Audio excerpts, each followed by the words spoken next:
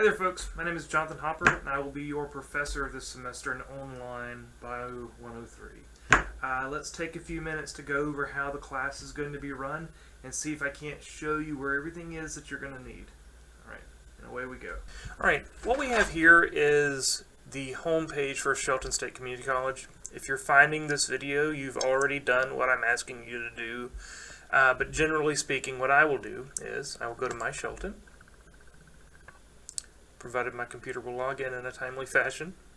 And then I'm going to go to Canvas. And once I am in Canvas, I'm going to log in.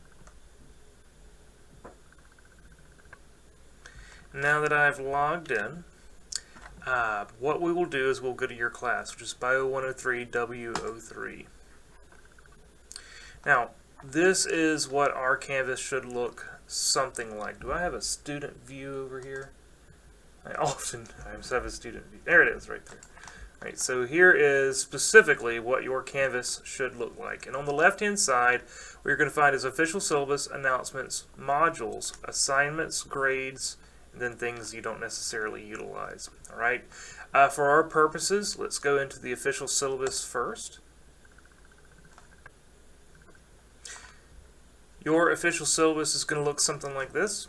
And we can kind of pan through this a little bit and take a look at some of the more important parts and pieces. Alright, a brief description, no meeting times, we're strictly online, and then we have our lab materials. You're really going to need this lab manual here. Having this lab manual will be a big help to you. Alright, utilizing the lab manual is going to be very helpful. If it's on your test, it's going to be in the lab manual. Alright, so having the lab manual is very, very, very helpful, and you will find success in lab as a result of having that lab manual. That being said, these texts, if you would like to have one of these, they are available to you. We are using Campbell Biology in Focus. These are handy, and if you're willing to read, I advise you to purchase one.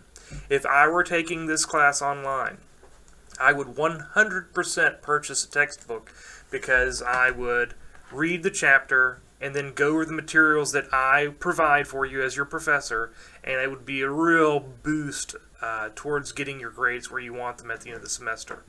So having the ability to go into the textbook and read the material we're covering from the textbook perspective would be very, very helpful for you.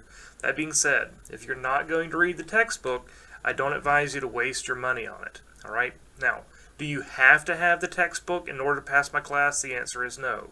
But it's a big recommendation on my part that if you're willing to do the work and read the textbook, to purchase that book. Alright, it's a very wonderful tool. There are a couple of options here, a few options I should say, that you can utilize.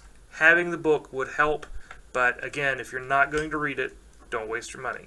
Alright, you can pass the class without the book. I'm just telling you that the book will help you pass the class at a higher grade if you use it. Alright, here is my contact information and that of my division chair. I honestly don't advise you to utilize this. If you need to get in touch with me, just use the Canvas inboxing feature. That way we keep everything kind of in-house in Canvas, and it'll make your life a great deal easier as we progress. A little bit of information about important dates, like when you can withdraw, last days of classes, financial aid, all that fun stuff is available here to you in the official syllabus. Alright, objectives, course policies, etiquette, computer skills. I feel like it's poignant here to mention that all of the exams that I give you will be proctored. So you have to have a computer with a webcam in order to take this class. So there have been students that have suffered in the past as a result of random computer issues of that fashion. So make sure that you have a computer that is capable of utilizing a webcam for your proctored exams, and we'll be talking more about that as we progress. Let's see what else we have here. Academic misconduct. Alright, again, we have proctored exams. I'm going to go into more detail on this as we progress, but the idea here is that if you're trying to cheat on your exams, and it seems as though that's the case, when we're taking online proctored exams, it's not going to go well for you. Normally I only have to drop a few zeros on folks and they get the picture of what the story is, but you can certainly ruin your chances of passing this semester by constantly glancing to your side at a sheet of paper or a phone while you're trying to take an exam. So I'm just giving you forewarning that we're not playing games with this kind of thing. I've heard stories of folks not taking this as seriously as I do. I take it very seriously. You need to treat your exams just like you would have treated them in my classroom setting, and that is that it's you and the test with no help of any fashion. And if I think you're up to something, I'm here to tell you that it's going to go badly.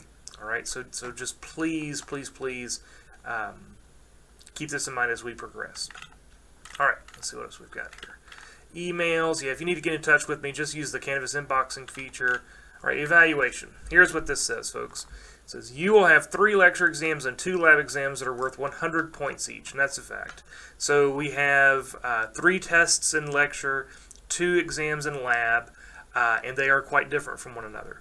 The lecture exams are always multiple choice and a written question, like I will describe something to you and you have to explain back what it is via A, B, C, D, E. They're always multiple choice. Right? Lecture exams, always multiple choice. Whereas lab exams are fill in the blank, folks. Your lab exams will be fill in the blank. And people struggle with this mightily, okay? So I'm giving you forewarning that the lab exams are fill in the blank and you need to be walking in ready for it. You can be familiar with material and survive a lecture exam. But to pass a lab exam that's fill in the blank, you got to know it. All right, you really got to know it. So just walk into this class knowing that this is the way it's going to be. All right, for each chapter we cover in lecture and each completed lab, you will have a quiz. These quizzes are roughly 10 points each. There is a little bit of variability. The idea is that every time we complete a chapter, I will have an online quiz to help you make sure that you understand the most important parts of that chapter. Every time we do a quiz, I will have an online, Every time we do a lab, you will have an online quiz on that lab to make sure that you understand the main points from that lab. And the idea here is that if you can do well on the quizzes, you should be able to survive the exams. Okay, the quizzes are a huge help to being able to do well on the tests. And further, I've had lots of students that haven't done as well as they would like on quizzes. Or let me rephrase, I'm sorry. I've had students that haven't done as well as they would like on exams, but they pass the class because they've done very well in their quizzes.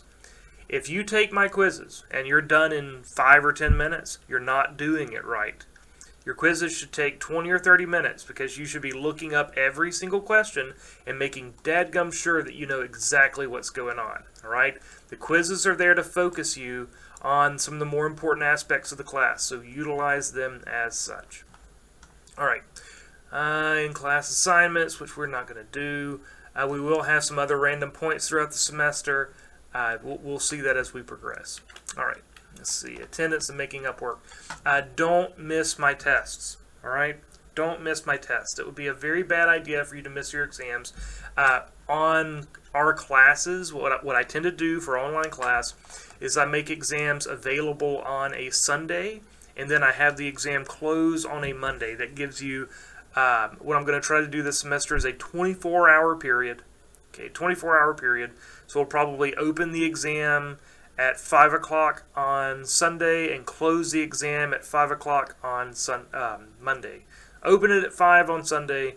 You have all night long and all morning, most of the afternoon, and then close it at 5 o'clock on Monday. So a 24-hour period.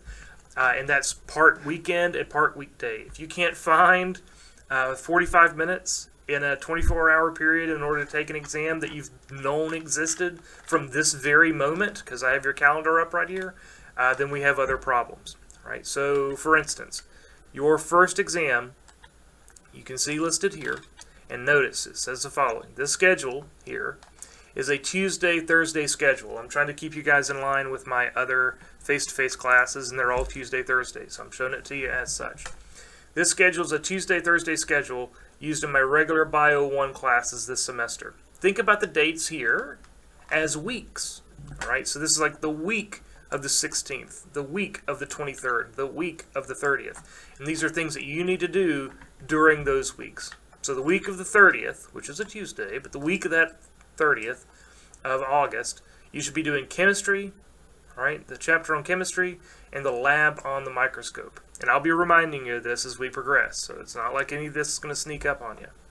And then your first exam will be the week of the 20th of September. So if I pull up our calendar and we go to September, all right, you can go down here to the 20th and see that your exam is going to open on the 18th at 5 o'clock and close on the 19th at 5 o'clock p.m. So that's how we're going to do this. It's by week, like the week of the 13th, the week of the 20th, the week of the 27th. That's how you have to approach this schedule. So there's your first lecture exam. Here's your lab exam, lab midterm, I should say. We can scroll down through here. It's all available. Here's lecture exam 2. Here's your lab final. It's going to be November 15th, the week of November 15th. So we can go to November and find the 15th and see that your lab final will open on the 13th of November and close on the 14th of November. A weekend day and a weekday. So that's how this schedule here works out. All right, let's pop into announcements. So announcements I will use to keep up with you in virtually every case. I will be posting announcements constantly to remind you of things, tell you when Zoom meetings are, a whole host of items. And while I'm on the subject of just thinking about it, I do host optional Zoom meetings for this class, and I tend to find that students who attend my Zoom meetings will do around 10 to 15 points better on average on their exams than students whom do not attend the Zoom meetings. So if you're coming to me and saying, hey, how do I pass this class and do well, my first comment is get the book and read it. Get the book and read it while you're working on the chapters, which I provide for you. And then part 2 is come to my Zoom meetings. All right, just one a week is all I ask. It's a 30-minute period. So I will host Zoom meetings, I believe, on Wednesdays. I think I'm going to do them on Thursdays, actually. So I will host a Zoom meeting on Thursday, probably every Thursday at 9 o'clock in the morning for 30 minutes. And then I will host an adjacent Zoom meeting that evening at 7 o'clock for an additional 30 minutes. Or maybe around 7:30. I may extend it. It may be 8:30 and 7:30. We'll see how I feel, or 9:30 and 7:30. I've got to kind of work out my schedule and let you guys know, but you'll be hearing about the Zoom meetings very soon. We'll probably start those next week. And again, let's just have a little bit of a conversation on the subject. Do you have to be in the Zoom meetings? The answer is no. Would it be a great idea for you to come to the Zoom meetings? The answer is yes. Because what I will do is I will go over material that we'd covered that week and make sure you understand the most important parts. And when I say most important parts, you can assume that would be parts that you're going to be seeing again on your exams and quizzes and all that fun stuff. So being in the Zoom meetings is a real help if you want to be successful in the class. And I will be posting the links to those here in the announcements. And what you'll find is if you just go to the home page, the announcements will pop up right there on the front, and I believe they email you as well. So it's all very much available to you. All right, let's pop into modules. All of this is material that I do not produce for you. It's just done by the college, so feel free to utilize it, but it's nothing that I built. Okay, we're going to start here. This is contact info and office hours. I'll be updating this with our Zoom times as we progress, so just be paying attention for this. And here's the class calendar. This is the calendar for the class that I just showed you. It's all here, exactly when we're doing what. It's all available to you already, so utilize it as such. Very handy. There's never going to be a time where you're like, oh my gosh, what's on exam 2, because it tells you right there. It tells you exactly what's what. The idea is that we'll have lecture material and then an exam. And then lecture material and exam on this lecture material. We don't lay things over from test to test. So once this test is over, don't worry about this stuff. Start on this, worry about it, and then take the test on it. Now, your final exam is required to be comprehensive. And when I say it's required to be comprehensive, it'll just be like every other lecture test that we've ever done, except I'll add in like 10 or 15 questions that if you've been here and you have taken exams on all this, you're going to be just fine. So I ask you some very basic questions that deal with the stuff that we've covered earlier in the semester, just so we can say that this exam is comprehensive. So don't stress out too much about it at time being. All right, let's see where we're at. Let's go back to modules. If I scroll down a little further, you can see YouTube syllabus video, which is going to be where I upload this. You can see YouTube lecture videos, and you can see YouTube lab videos. I'm just going to open one of these in another window here. So here's my YouTube lecture videos. This is every single lecture for the entire semester. This is all the knowledge. All the knowledge you need for the year is right here in this single view. So what you'll do, like here is lecture test 1 materials. You will come in and you will find lecture 1, a view of life. That's a PowerPoint, and you can open that up. All right, there it is. You can download this. I advise you to download it and print it. Personal opinion, if you download this and print it out and then you're able to write on it, it'll make your life a lot easier in terms of being able to take notes. You can then, now here's the PowerPoint. There's the PowerPoint. It's all right there.